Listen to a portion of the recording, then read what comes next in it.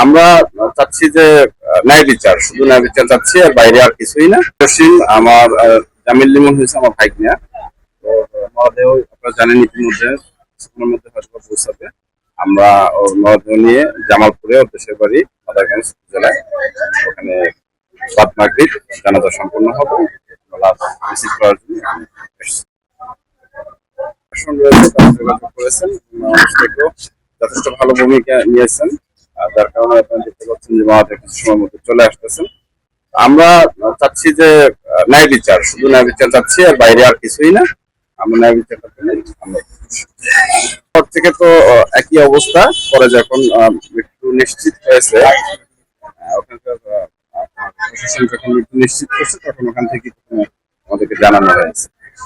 দেন তো আপনাদের মাধ্যমে আমরা ম্যাক্সিমামটাই জানতে পারছি। সেদিন থেকে সেদিন জানলাম। আচ্ছা, অর্থাৎ এই বিষয়টা এখনো ওভাবে আসে নাই। যদি এরকম কোনো কিছু হয় আমরা আপনাদেরকে জানাবো। আর এটা তো ন্যায় বিচারই, এই বিষয়ে আর ডিটেলস বলার কিছু নেই। আমরা জাস্ট বাংলাদেশ সরকার এবং হচ্ছে আমেরিকান সরকার, উভয় সরকারের কাছে আমরা শুধু ন্যায় বিচারটাই আশা করতেছি।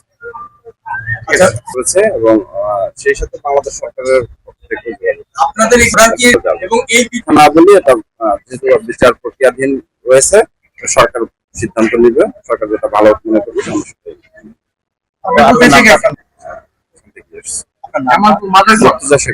হ্যাঁ, না, জামালপুর মাদারগঞ্জ হচ্ছে জামিল লিমনের দেশের বাড়ি।